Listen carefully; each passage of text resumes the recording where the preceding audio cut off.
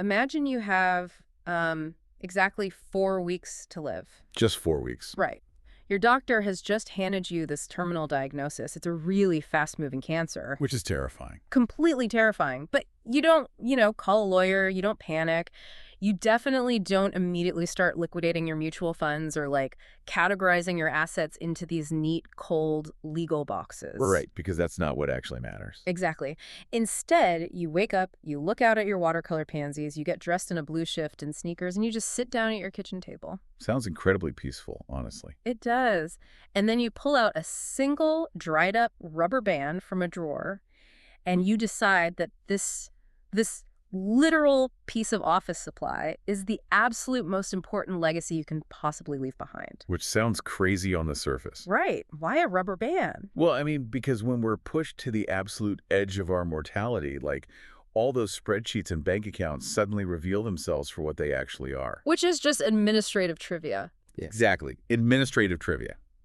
What actually matters, what a human mind desperately seeks to solidify before it shuts down, is narrative. The story. Yes, the story. Well, welcome to another custom-tailored deep dive. Today, we're looking at an absolute masterclass in what it means to actually curate a human soul. It's such a beautiful concept. It really is. We are unpacking the profound, the hilarious, and the deeply moving lessons hidden inside a novel called Life, a love story by Elizabeth Berg. A truly phenomenal book. Oh, I mean, it's incredible. And if you are listening to this right now, if you have ever felt overwhelmed by the messy complications of your own life, or, if you've ever looked at your partner and wondered how a long-term relationship is actually supposed to survive the sheer friction of decades. Because it is a lot of friction. So much friction. Well, this deep dive is going to completely dismantle everything you think you know about legacy. Yeah, we really aren't just summarizing a beautifully written fiction book today. We are using Elizabeth Berg's protagonist as a lens. Florence Greene. Yeah. Flu. Right, Flo, a 92-year-old woman. We're using her as a lens for this really profound psychological study. We're going to explore the mechanics of object attachment and the self-imposed emotional quarantines we put ourselves in. Oh, the emotional quarantines. Yeah, that part is so real. It's very real. And of course, the true, agonizing, deeply uncomfortable clinical reality of what forgiveness actually requires. Yes. So let's just get into the setup, because the premise is brilliant in its simplicity. So Flo is given 4 to 6 weeks to live. She has no children. Right. But the woman who grew up next door to her, Ruthie, she essentially became a surrogate daughter over the decades. They have a very deep bond. Very deep. And Flo has already done all the legal estate planning, right? She's leaving her house and all her physical possessions to Ruthie. The standard stuff. The standard stuff. But Flo realizes that just handing over the keys to a house full of stuff is, well, it's essentially just burdening someone with a chore. Because a physical object, stripped of its context, is really just junk. Literally just junk. So Flo pulls out this never-before-opened box of floral stationery and a blue ballpoint pen, and she begins to write this massive, sprawling letter to Ruthie. She is leaving her the stories behind the objects. Yes. She's leaving the stories. And psychologically speaking, what she's doing here is constructing an autobiography in things. An autobiography in things. I love that phrasing. It's very apt. And the urgency behind this is rooted in a psychological phenomenon known as the life review. Life review. What is that exactly? It's a recognized developmental stage, usually triggered by the proximity of death, where an individual feels this overwhelming compulsion to integrate their life experiences. They need to find coherence. Like tying up loose ends. Exactly. Flo knows that once her brain ceases to function, the invisible emotional metadata attached to every single item in her house just vanishes instantly. Oh, wow. Emotional metadata. That's a great way to put it. Yeah, she isn't hoarding. She is desperately trying to transfer the hard-won emotional algorithms of her life into a new host. Into Ruthie. Let's actually look at how she does this, because the items she chooses to highlight are brilliantly, almost aggressively mundane. Which is entirely the point. Totally. Yeah. Let's start with that rubber band we mentioned. So Flo keeps this simple, ordinary rubber band in a little white box tied with a red ribbon. It's in her top left kitchen drawer, right? Top left kitchen drawer, exactly. And she writes to Ruthie about the early days of her marriage to her late husband, Terrence. Terrence had just come back from World War II. A very turbulent time. Incredibly turbulent. And Flo caught what she calls a case of the insecures. She was utterly terrified that they would get into some terrible fight, that his love would just evaporate, and that they would just come apart. Which makes sense. She tells Ruthie she felt like she needed to walk behind him, holding onto his belt loop, just so he wouldn't get away. That is basically a textbook articulation of anxious attachment. And it's significantly amplified by the ambient trauma of the post-war era. Ambient trauma, yeah. Think about the psychological environment of a returning World War II soldier and his new wife. The baseline assumption of safety in the world has been completely shattered. Because everything was just so fragile. Right. That fear of sudden abandonment, the idea that something you love could just be, obliterated without warning, it creates this desperate, almost suffocating need for constant reassurance. And Flo's fear just boils over. One Sunday, they're sitting at the kitchen table having coffee, and Flo just bursts into tears. Just completely breaks down. Yeah, just blubbers out her terror that they might come apart. Now, Terrence doesn't argue with her. He doesn't get defensive or tell her she's being irrational. Which a lot of people would do. A lot of people would, but he gets up, goes to the drawer, pulls out a rubber band, brings it back to the table, and he stretches it out between his fingers until his hands are literally shaking. The tension must have been palpable. Oh, Flo writes, she was terrified it was going to snap and hit him in the eye. But then he lowers it to the floor and lets it go. And obviously, it snaps right back into its original shape. He picks it up and tells Flo, that is what we will always do. He explains that, you can stretch it, you can experience incredible tension, they might fight and scream and call each other names, but they will always return to their original shape, which is his love for her. It's a highly visceral, somatic demonstration. Yeah. And it's brilliant because of what Terrence is not saying. Okay, well, I actually want to push back on Terrence's logic here for a second. Well, go ahead. Yeah, because if I'm playing devil's advocate, isn't a rubber band snapping back to its original shape just like a metaphor for ignoring the underlying conflict? How do you mean? It sounds a bit like a Band-Aid, like we can stretch and fight, but then we just snap back and pretend nothing happened. Doesn't that just invite repetitive arguments without any actual resolution? That is the modern, perhaps slightly cynical therapy speak interpretation, but it fundamentally misreads the physical properties of what he's actually demonstrating. Okay, correct me then. Terrence is not illustrating homeostasis, the idea of a system resisting change to stay exactly the same. He is demonstrating allostasis. Allostasis. Break down the difference for me. So homeostasis is a thermostat. It rigidly forces an environment back to a single set point, totally ignoring outside conditions. Allostasis, on the other hand, is the process of achieving stability through change. Through change, okay. Right. A rubber band doesn't ignore the kinetic energy applied to it. It absorbs it. By stretching the band until his hands shake, Terrence is validating her fear. Oh, I see. He is saying, yes, there will be massive, terrifying tension in this marriage. I am not promising you a frictionless existence. The promise isn't the absence of conflict. The promise is the structural integrity of the bond. Wow. He is redefining tension from a catastrophic threat of abandonment into a normal, survivable metric of elasticity. That reframing is massive. He takes her worst fear fighting and turns it into literal proof of their resilience. So that rubber band becomes a physical proxy for emotional permanence. And by leaving it to Ruthie in a ribbon-tied box, Flo is passing down a philosophy of marital endurance that you simply cannot put into a legal will. Precisely. She is bequeathing an emotional tool. Bequeathing an emotional tool, and the tools she leaves behind get even more intimate and, frankly, a little weird, which I absolutely love. The kitchen items. Yes. Hidden in her bottom dresser drawer, Flo has an empty Mrs. Butterworth syrup bottle and an empty honey container shaped like a bear. Just literal garbage that you would normally put in the recycling bin. Literal recycling.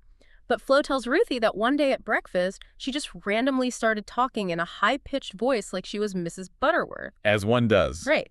And Terrence immediately jumped in, lowered his voice, and started talking like he was Mr. Bear. And through these plastic avatars, they found themselves saying things to each other that they were too shy or too emotionally awkward to say as themselves. What they instinctively stumbled upon there is a highly effective, recognized psychological intervention.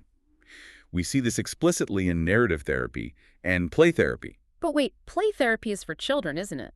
Why do two grown adults who survived a global war and are married to each other need to talk through a syrup bottle to express affection? It sounds silly, I know. It seems almost regressively avoidant, to be honest. I get why you'd say that. But because the adult human amygdala, the brain's threat detection center, Mm-hmm. it does not naturally differentiate between physical vulnerability and emotional vulnerability. Wait, really? It treats them the same. It absolutely does. When you sit across from your spouse, make direct eye contact, and attempt to express a really raw, unmet need or a deep, terrifying affection, your ego defenses immediately flare up. Because it feels dangerous. Exactly. The brain screams, if I say this and I'm rejected, the psychological pain will be unbearable.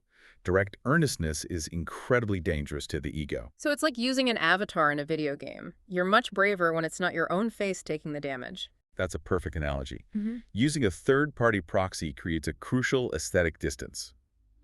By speaking through Mr. Bear and Mrs. Butterworth, the stakes are artificially lowered. It's just a game. The ego defenses disengage. Yes, the amygdala calms down, and suddenly, pure, unfiltered affection and vulnerability can completely bypass the usual conversational roadblocks. That's fascinating. The tragedy is really that our culture conditions adults to abandon play. We view it as childish, when in fact, structured play is one of the most sophisticated mechanisms humans have for navigating complex emotional terrain safely. Terrence and Flo intuitively knew that maintaining a private, playful language was essential to their marital survival. Yeah, absolutely did. And the emotional weight of these bottles takes on a completely different dimension after Terrence dies. A heartbreaking dimension. Really heartbreaking. Flo writes that after he passed, she came home from the funeral in her black mourning dress. She felt the house was cavernous, empty, and just unbearably heavy. The silence must have been deafening. Yeah, she went into her bedroom, knelt before her dresser, pulled out the bottles, and she actually asked Mr. Bear where he was. Oh, wow. And she tells Ruthie that there was a long silence. But just as she was putting them away, she actually felt a touch on her cheek. A physical touch. A real physical, comforting touch that made her feel, with absolute certainty, that she would be with him again. And we have to examine that moment without dismissing it as mere sentimentality or magical thinking. Right. Because what Flo experiences there is incredibly common in the clinical literature of grief. It falls under the umbrella of bereavement sensory experiences or grief hallucinations. Hallucinations sound so clinical and dismissive, though, like she's losing her mind. It does, which is why the medical community has shifted toward the term sensory experiences. It is not a sign of pathology or cognitive decline at all. Good to know. When you have been intimately attached to someone for half a century, your brain has built a massive predictive neural architecture around their physical presence. Like expecting them to be there. Constantly. Your brain expects to hear their footsteps, smell their scent, feel their touch. When that person is suddenly removed, the brain's predictive coding goes into absolute overdrive to resolve the sudden absence of expected sensory input. So the brain just creates the touch. Yes. The touch on the cheek is the brain conjuring the deeply integrated memory of the attachment figure to provide self-soothing in a moment of acute distress.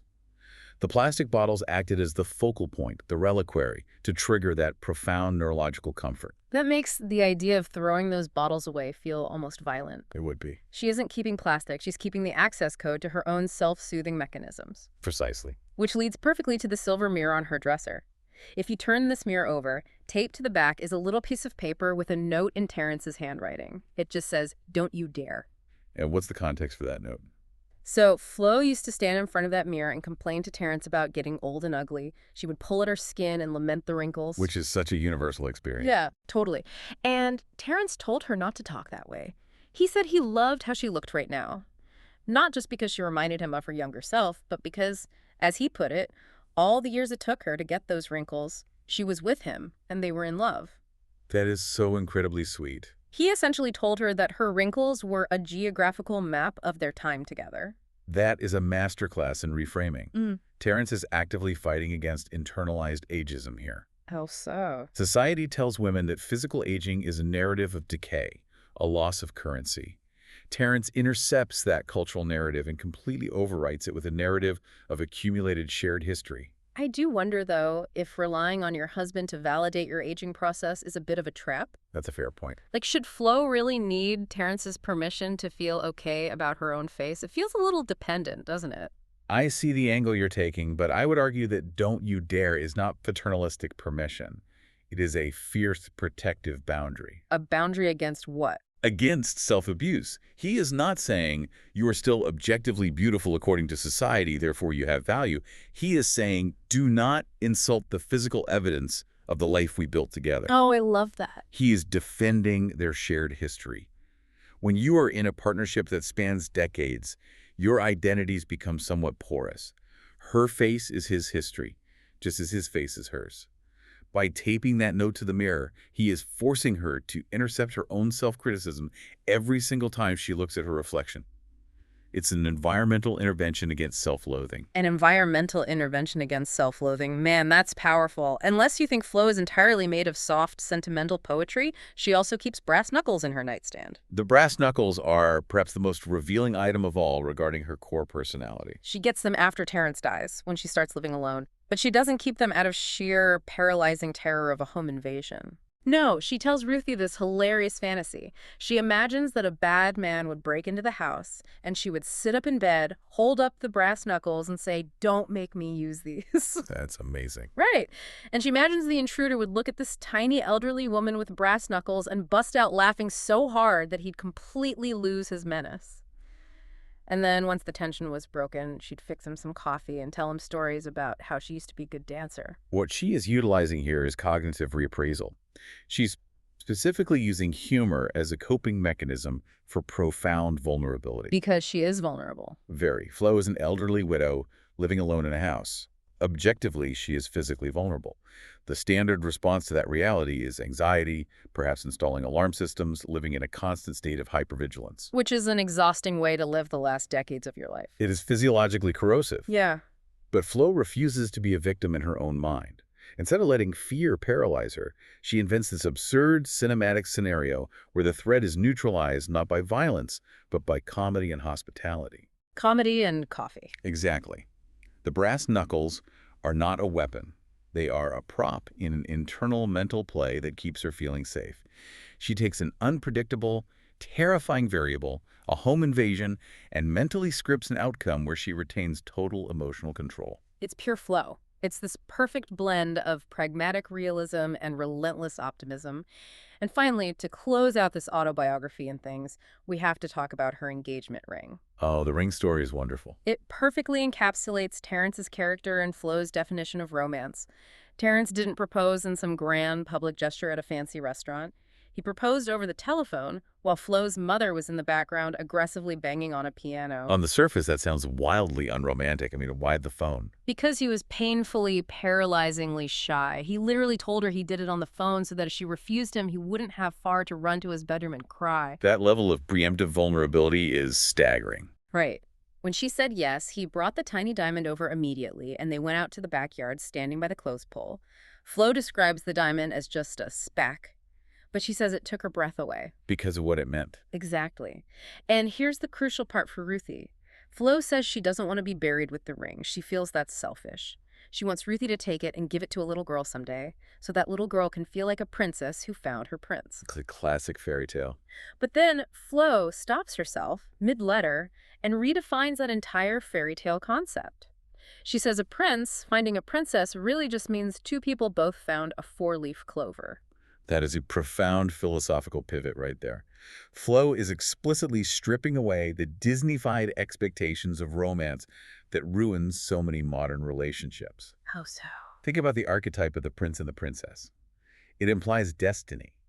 It implies a grand performative narrative where the universe has ordained a perfect match, and if you just hit your marks, you get a flawless happily ever after. It puts a lot of pressure on the relationship. It places the burden of success on the universe, or on the other person being quote-unquote perfect.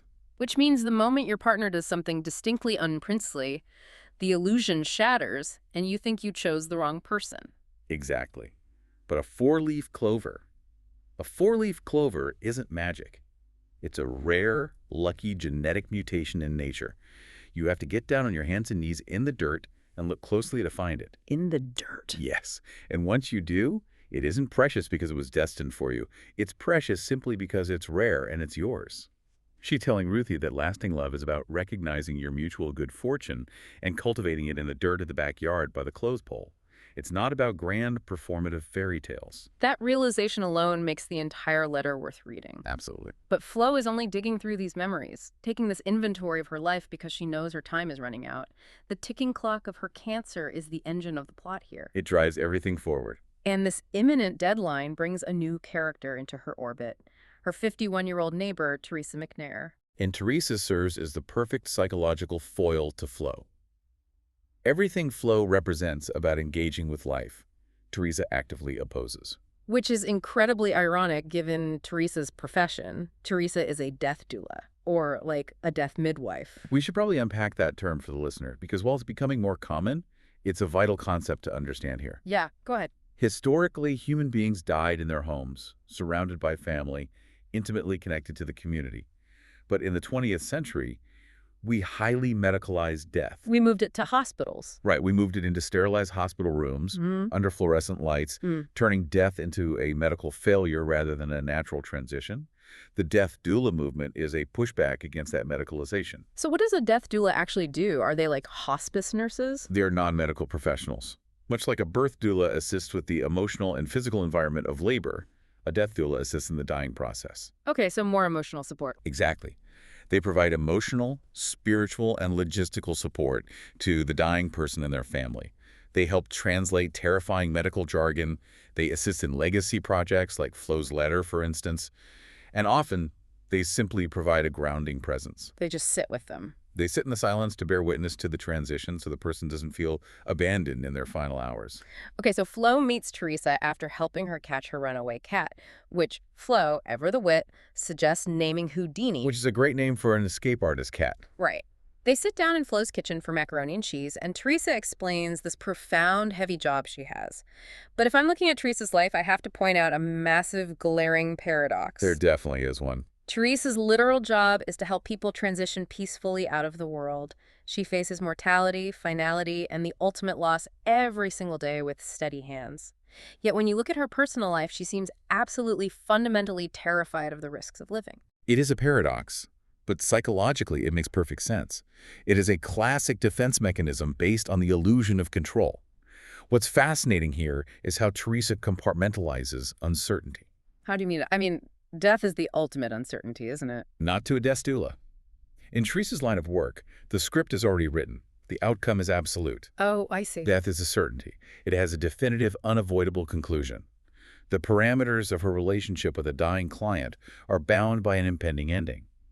But living, specifically, loving a healthy person, attempting to build a future with someone, is a landscape of chaotic uncertainty. Because anything could happen. Exactly. It carries the risk of rejection, of messy, prolonged middles, of unpredictable betrayal. For Teresa, facing a dying client is emotionally safer than facing a living, unpredictable partner. The dying person cannot abandon her. They can only depart. Wow. The dying person cannot abandon her. They can only depart. That is haunting. It's the core of her trauma. And Teresa actually confesses this dynamic to Flo. Teresa admits she is deeply, profoundly lonely. But she tells Flo that whenever a man shows interest, she actively pushes him away. Self-sabotage. Total self-sabotage. She says she beats them to the punch because she assumes that if anyone gets close enough, they will eventually find out things they don't like about her and leave. So she blows up the relationship preemptively to control the timeline of the pain. By initiating the rejection, she avoids the vulnerability of being rejected. She becomes the author of her own isolation, which feels like power, but is actually just preemptive grief. And this intense fear stems from a very specific trauma she finally shares with Flo. When Teresa was a freshman in college, over 30 years ago, she had a breakup that devastated her so completely, so totally destroyed her sense of self, that she contemplated suicide. It's a very dark moment in her past. It is. She went out, bought a massive bottle of aspirin, and was fully prepared to end her life. But then, and this is so beautifully, messily human, instead of taking the pills, she ended up ordering a pepperoni pizza and eating the entire thing. She tells Flo, "Never underestimate the power of pepperoni." It's a humorous line, masking a profound existential pivot. Right.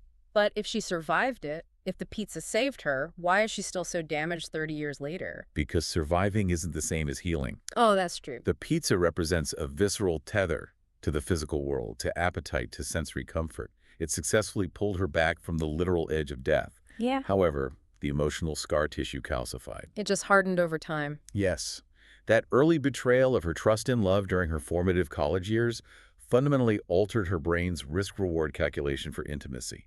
She neurologically encoded the idea that the joy of romantic union is never worth the catastrophic, life-threatening risk of its dissolution. It altered her so much that she shares a fantasy with Flo that just blew my mind with how depressing it is. The McDonald's fantasy. Yes. Teresa tells Flo that she was at a McDonald's recently, and she saw a really old woman working there, just quietly wiping down the tables. And Teresa fantasizes about doing that when she gets old. It's her ideal future. She imagines having a small, overheated apartment, a nice chair, and spending her days wiping down tables at McDonald's just so she can have safe, superficial interactions with people. She literally tells Flo she wants a job with a clearly defined beginning, middle, and end. No complications. She is describing a self-imposed emotional quarantine. Okay, I have to play devil's advocate here, though. Is Teresa's fantasy really that pathological? You don't think so? Well, the modern dating world is chaotic, exhausting, and often deeply cruel. Is there not some psychological validity in just saying, you know what, I'm opting out. I want peace. I want to wipe down tables, smile at strangers, and go home to my quiet apartment. Why does society insist that peace equals pathology?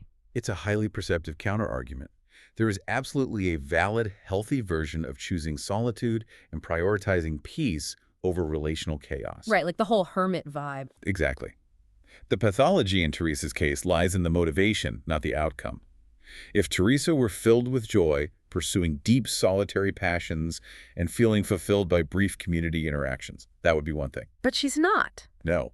She explicitly tells Flo she is desperately lonely. Her choice isn't driven by a preference for peace. It is driven by an unmanageable terror of pain. She isn't opting out of chaos. She is hiding from life. And Flo sees right through it. The contrast between these two women is staggering. Here's Flo, 92 years old. She is actively dying of cancer. Her body is rapidly failing her. The pain is increasing daily. Yet Flo is relentlessly, voraciously observing the world. She sits on our porch and watches a little girl in the yard throw a massive tantrum, threatening to run away with a teddy bear roller bag, and Flo is just delighted by the sheer vitality of it. She loves the energy. She marvels at the scent of the Miss Kim lilacs blooming in the yard. Flo tells Teresa point blank, "Love is so that people have a reason." Flo understands that the risk is the entire point of the exercise. A life without the risk of pain is a sterile environment. It's totally empty. Flo, who is dying, is rushing toward life with her arms wide open. Teresa, who is healthy and has decades ahead of her, is curled in a defensive posture. Flo recognizes immediately that her death doula is the one who desperately needs to be guided on how to live. And Flo does not do subtle. Flo decides she is going to orchestrate a full-blown intervention, and it is hilarious. She goes to the library. Yes. Flo marches her 92-year-old self down to the local branch library. She specifically wears a cardigan because, in her experience, they always freeze you to death in public buildings in the summer. Classic Flo. She goes to ask the librarian about computer dating. The determination is incredible. She is treating Teresa's loneliness as an empirical research project. She meets Mimi, the librarian, and leans over the desk to whisper that she wants to know about computer dating. Mimi, naturally, assumes the 92-year-old woman is asking for herself, which makes Flo laugh out loud right there in the library. I love that interaction. But Mimi tells her, look, you're not too old. I just helped a 95-year-old man set up a profile on Match.com yesterday. And Mimi reveals that she herself is 53 and actively on the dating apps. Good data points. Flo takes this golden intel, marches right back to Teresa, and drops the evidence on the table. She basically says, look, the librarian is doing it. A 95-year-old man is doing it. Your narrative that you are too old or that your time has passed is factually incorrect. Flo is utilizing a cognitive behavioral technique here, whether she knows it or not. She is aggressively dismantling Teresa's cognitive distortions with empirical data. Facts over feelings. Exactly. Teresa's narrative of "it's too late for me" is an intellectual shield protecting her emotional fear. Flo brings data from the local library to prove that the desire for connection doesn't have an expiration date. She forces Teresa to drop the excuse of age and face the reality of her fear. But this unshakable confidence Flo has, it begs the question, where did she earn that wisdom? Because up until now, you might assume Flo just had this quirky, perfect, rubber band snapping fairy tale marriage, and she's just dispensing naive Hallmark card optimism. Which she absolutely isn't. Right. Why should Teresa listen to her? And equally, Why is Flo pushing Ruthie, the woman she's writing the letter to, who is actively considering divorcing her husband Jonathan, to reconsider and stay? Does Flo really have the authority to tell a modern woman to endure marital misery? This is the emotional fulcrum of the entire novel, and it requires us to look at the massive, painful secret Flo buried in her backyard behind the roses. Right, and before we reveal the secret, I think it's crucial to clarify Flo's stance on marriage because she is not just giving out-of-date stand-by-your-man advice. Flo draws a very hard line. Very hard. She explicitly writes to Ruthie that she is not advocating for staying in an abusive situation. Yes, she references watching the classic musical Carousel. Exactly. She writes about watching Carousel and getting absolutely furious at the scene where the teenage daughter suggests that being hit by her father didn't hurt, that it felt like a kiss. Which is a horrifying line. Flo says she almost threw her popcorn at the television screen. She writes to Ruthie in no uncertain terms, if a man hits you, you gotta go. She establishes a definitive boundary regarding physical and systemic abuse. But she categorizes Ruthie's complaints about Jonathan differently. As annoyances. Yes, Ruthie is dealing with annoyances, miscommunications, feeling unappreciated, feeling disconnected. Flo suggests that very often the anger we direct at a spouse is actually an internal frustration with ourselves or with the mundane nature of our lives, and the spouse simply serves as the closest, safest target for that existential disappointment. And Flo's authority to tell Ruthie to work through that disappointment comes from having survived a fundamentally shattered reality of her own. So here's the big reveal. The secret in the backyard. Decades into their marriage, Flo is cleaning the house and she finds an unsealed envelope addressed to Terrence. It's in Paris, France. Inside the envelope is half of a United States dollar bill and a note from a woman named Simone that says, "For so many years, I have waited for nothing. Au revoir." I want the listener to pause and imagine the physiological shock of that moment. The complete and utter cognitive dissonance. This is paralyzing. Your entire reality, the history of your most intimate relationship, is violently rewritten in the space of a single second by a piece of torn currency. Flo confronts Terrence that very night. They sit in the living room and she simply hands him the envelope. And Terrence, to his credit, doesn't lie. He comes clean. He confesses everything. At the end of World War II, when Paris was finally liberated, he was stationed there. The city was in an absolute frenzy of joy, relief, and madness. Terrence tells Flo that a French woman rushed out of the chaotic crowd, threw her arms around him, and kissed him. That woman was Simone. That was Simone. Terrence tries to explain to Flo that after years of the horrors of war, where he felt completely dead inside, where he had seen his friends blown apart, that kiss made him feel suddenly, overwhelmingly alive. They went back to Simone's apartment and they had a passionate, intense 3-day affair. This requires a deep dive into the psychology of wartime affairs, which is complex and often misunderstood. To be clear, psychological context does not excuse the betrayal, but it explains the mechanism. Right, it gives context. Terrence was a traumatized soldier experiencing an acute existential crisis. When a human being is surrounded by death, destruction, and the constant threat of annihilation for years, the psyche becomes numb just to survive. A protective disassociation. Precisely. The sudden introduction of intense physical intimacy, the celebration of liberation, the sensory overload of Paris, it acts as a desperate, sudden affirmation of life. The affair with Simone was likely born out of a profound need to prove to himself that he was still capable of feeling something other than terror and grief. It was an impulsive grasp for vitality. And it was a deep grasp. Simone told him they were soulmates. When Terrence finally received his orders to leave Paris and return to America and to Flo, he took a dollar bill out of his wallet, tore it exactly in half, gave one half to Simone, and kept the other. Right down the middle. He told her, "It's light, we can always carry it." It's a highly romanticized gesture, but psychologically, it represents a literal and metaphorical splitting of his identity. He is leaving the traumatized, liberated soldier in Paris and returning as the dutiful husband to America.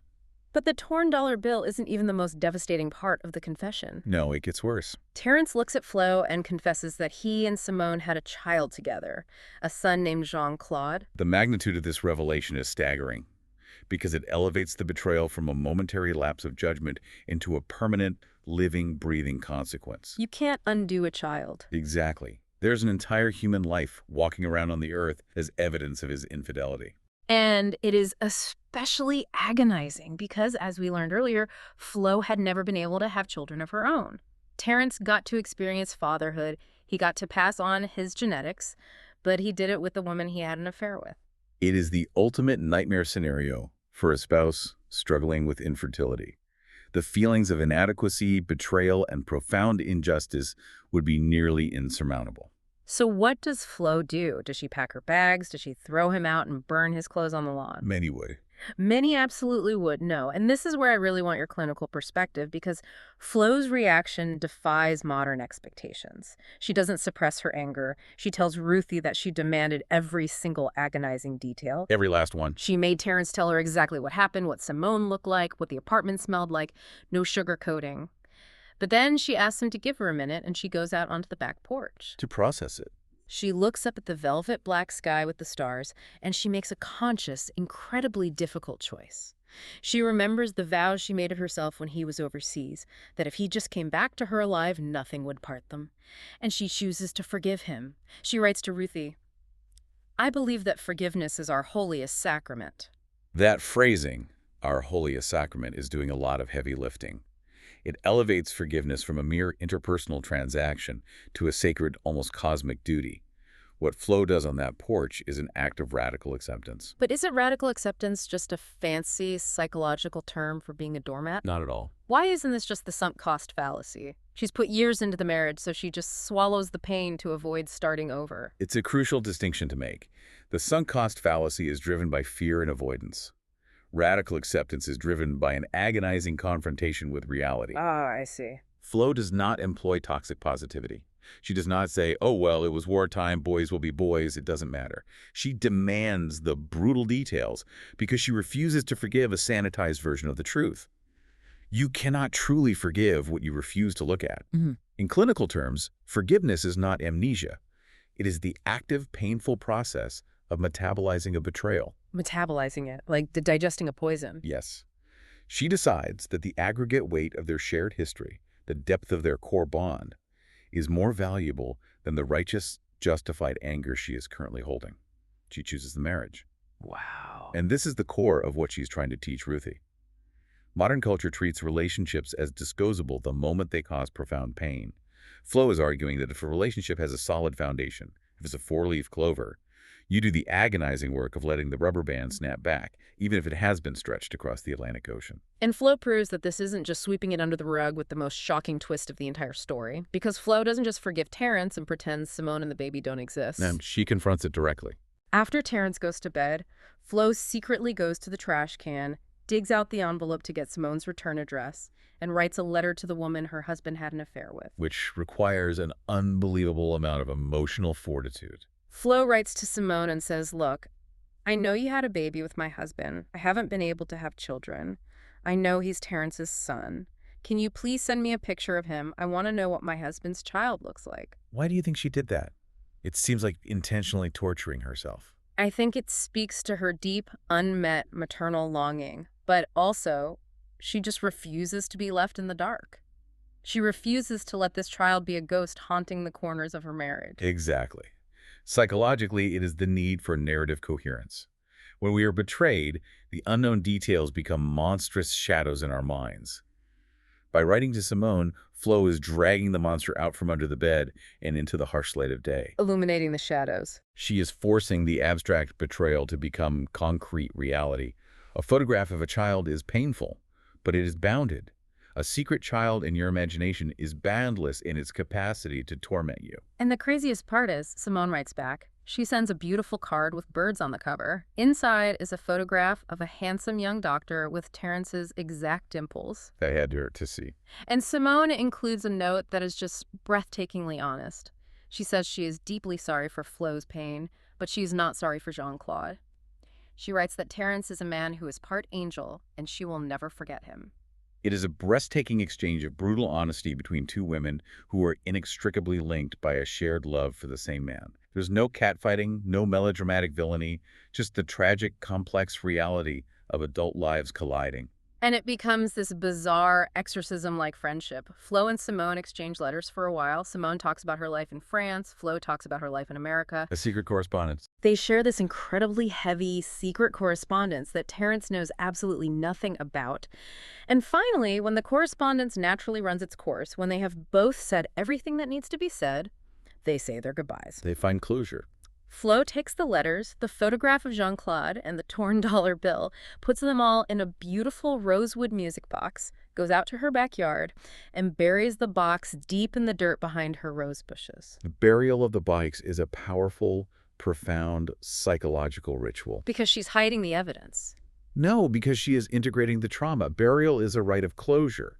She is literally and figuratively putting the past to rest. But look at where she buries it. Underneath the rose bushes. It's fertilizer. Yes, she's taking the pain, the betrayal, the secret correspondence, and using it to fertilize the ground of her own home, her own marriage. This is exactly why Flo has the moral authority to advise Ruthie. When Flo tells Ruthie that a marriage can survive frustration and disconnection, she's speaking from the mountaintop of having survived the ultimate test of elasticity. She lived the rubber band metaphor to its absolute limit. She did. And because she did the hard work of forgiveness decades ago, she does not have to spend her final weeks of life processing old resentments. Her ledger is clear. Which brings us to the final movement of Flo's story. The ripple effect of a life fully lived. Because Flo chose engagement with the world, because she metabolized her pain rather than retreating into bitterness, she is able to spend her final 4 weeks radically altering the trajectories of everyone around her. We can look at this with the concept of active dying. Wait, I thought active dying was a medical term, like the physical shutdown of the organs in the last few days of life. It is typically used in hospice care to describe that final physiological phase, yes. But here, Elizabeth Berg is redefining it metaphorically. Oh, I see. Flo is not fading away into the background. She's not becoming a passive recipient of care. She is using her terminal diagnosis as an active catalyst, an urgent engine to push the plot of her neighbors' lives forward.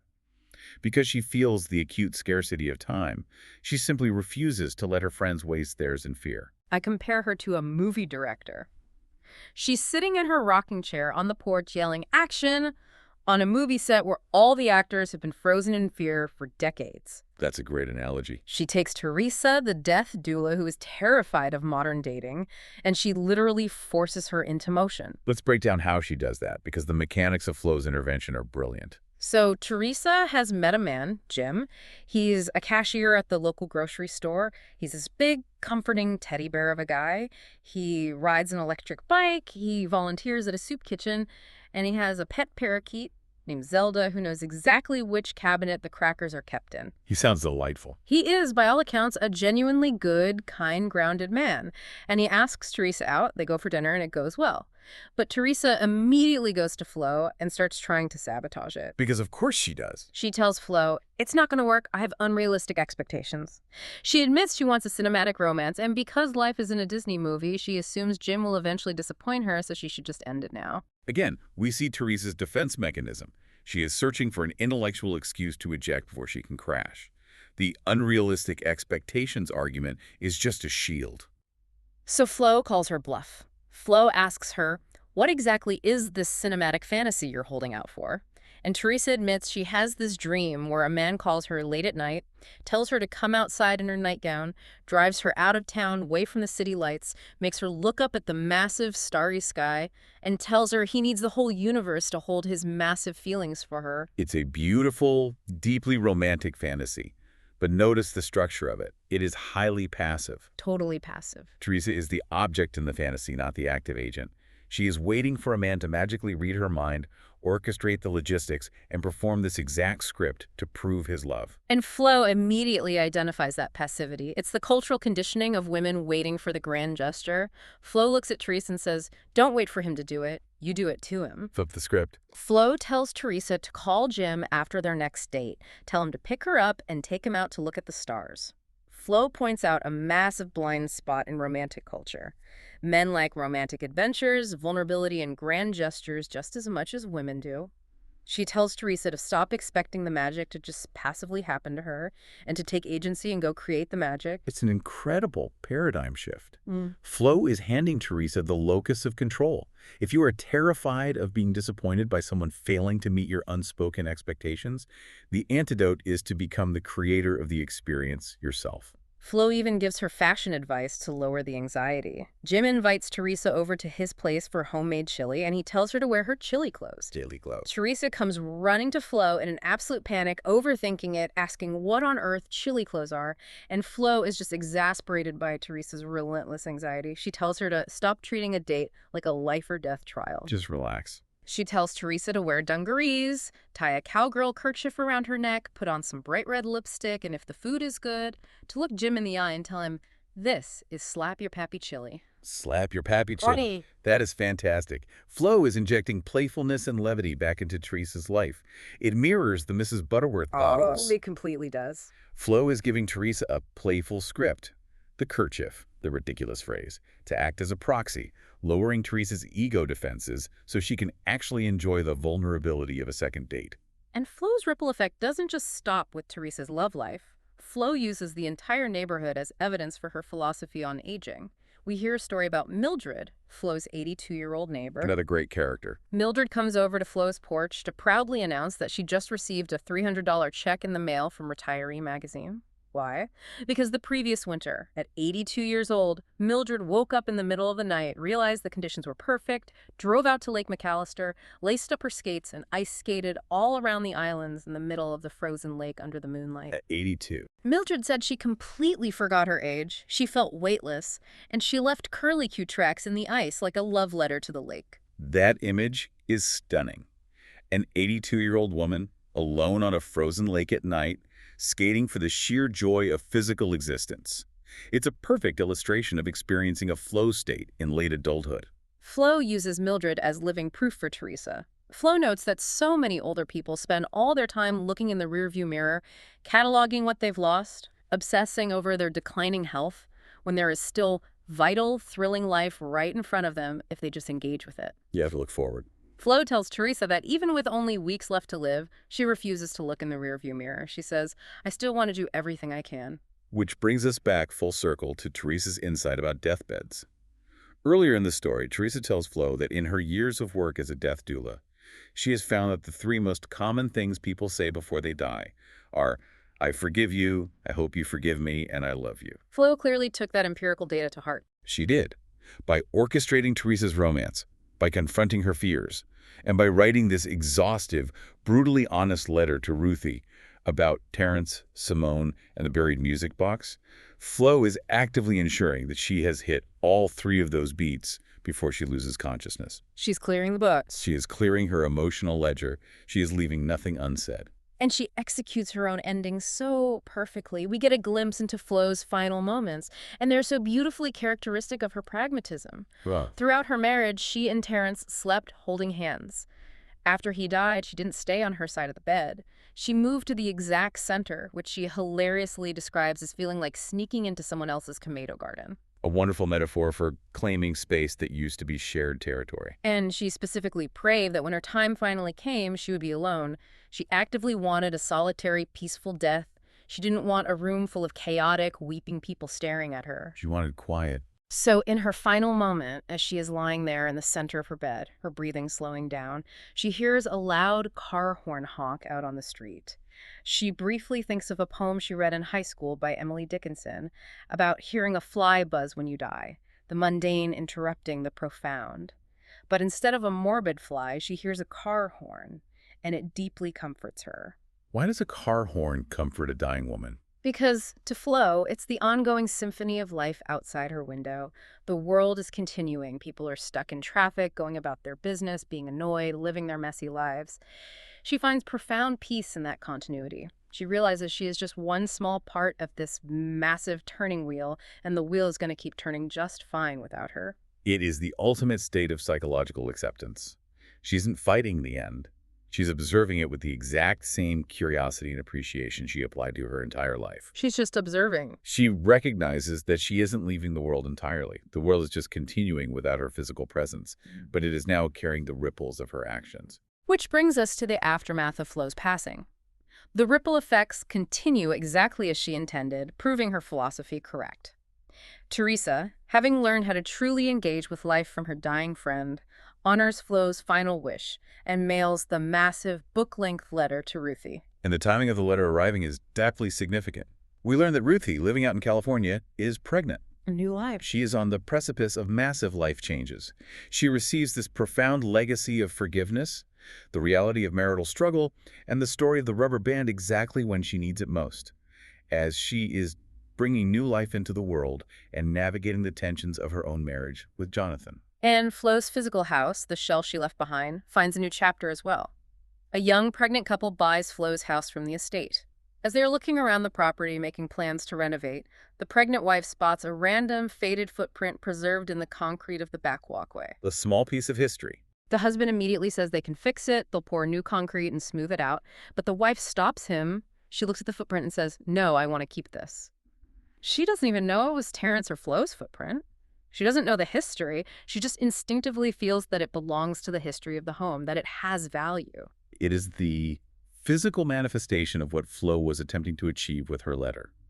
The new owners are subconsciously adopting the legacy of the space. It's so poetic. They're allowing the echoes of Flo and Terrence's life to remain in the foundation of their own new beginning. It's a beautiful continuity. And finally, at Flo's estate sale, where all the remaining unclaimed items are laid out on folding tables in the yard, a mother and her 4-year-old son are walking by. The little boy stops and spots a small bowl of ordinary rocks. The driveway rocks. These are the rocks that Ruthie sold to Flo from her little red wagon decades ago for 30 cents.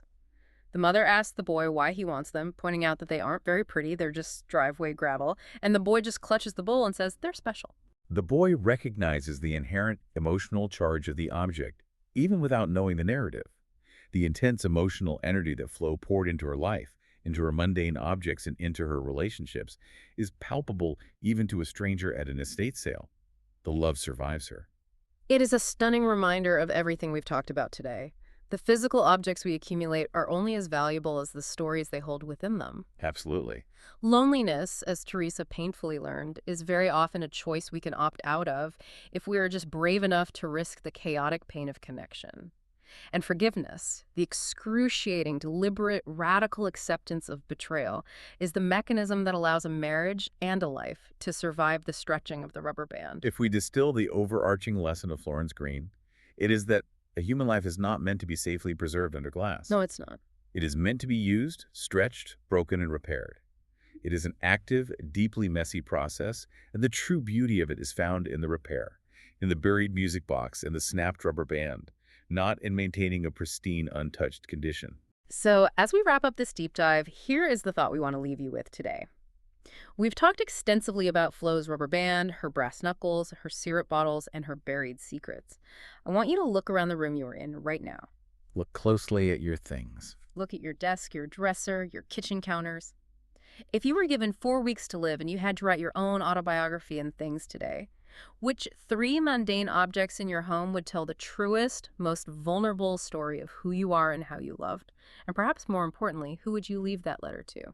A powerful, necessary question. What is the emotional legacy hiding in plain sight in your own home? Because in the end, it's not the house, the mutual funds, or the pristine concrete walkways that matter. It's the story of the rubber band. We'll leave you to think about that. See you on the next deep dive.